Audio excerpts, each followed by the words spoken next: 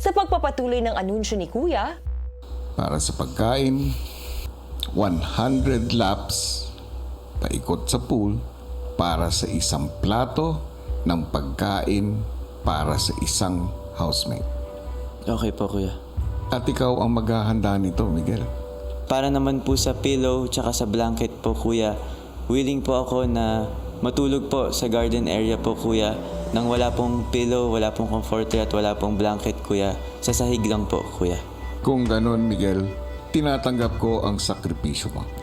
Okay po, kuya. si Miguel agad hinanda ang 2 baso ng malinis na tubig.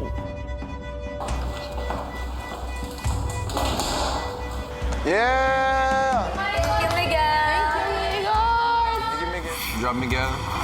Matapos ipaliwanag ni Miguel na kailangan niyang tumakbo paikot ng pool ng 100 times para sa isang plato at matulog sa labas para maging komportable ang girls sa Ultimate Eye, ang ibang housemates kumontra rito.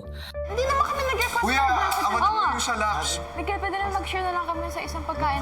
It's like 100 laps. It's fine. Hindi talaga. Just do it siguro 100 laps. Tumatakbo ang oras. Okay po, kuya. I love you, Enrico. Love you, Miguel. Thank you. Si Miguel agad nang sinimulang tumakbo paikot sa pool. Yung I do not workout. Can I follow? Sabay sa workout. Yo, Miguel! 1 2 Maya-maya pa, si Marco binigyan ng tubig si Miguel. Thank you. Ilang sandali pa, si Joaquin sumama na rin sa pagtakbo.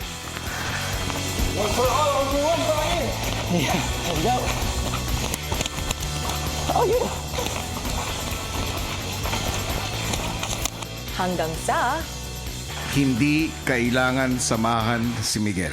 If I could share the sacrifice with him, Kuya, I would if I could, Kuya. Pero yun po ay isang personal sacrifice. I respect Miguel for doing that, Kuya. 17.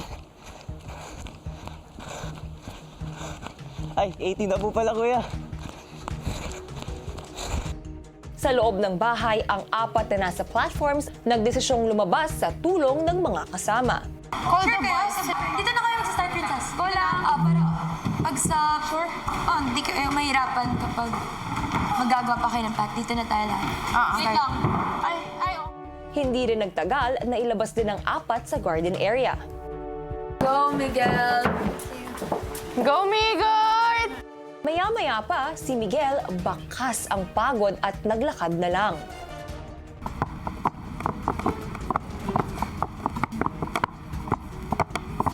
At nang maka 97 laps na si Miguel, Let's go, Migor! Let's go, Migor! Let's go! Let's go! As in, chini-cheer po talaga namin siya, kuya, kasi alam po namin gaano po kahirap yun, kuya. Thank you, Miguel! Akala po kasi nila, isang plato lang po ako, kuya. Pero actually, yung goal ko po talaga, kuya, mag 400 plates po, kuya, para sa kanilang 4 po. Thank you! Uy, tapos na talaga, Miguel. Bumalik ka dito. Tama ka na. Uy, Tama pumunta ka na sa na. kusina.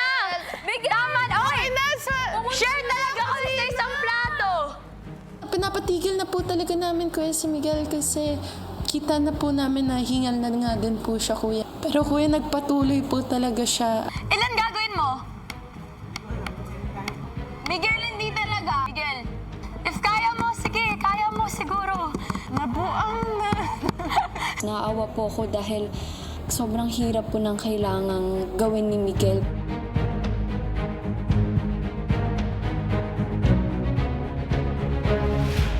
hanggang sa maka 200 laps na si Miguel, 200!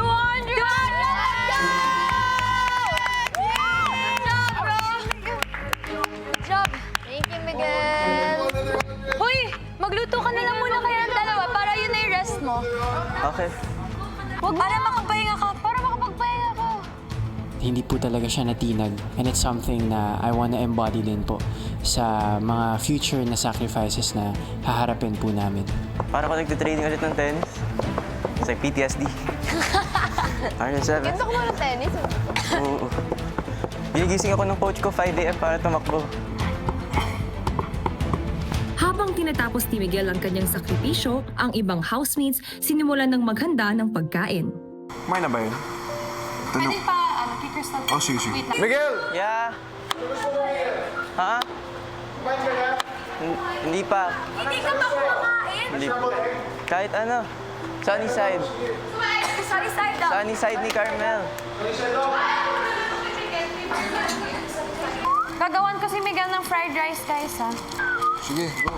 Kasi I think deserve niya ng everything. Si Miguel nakaabot na sa 300 laps.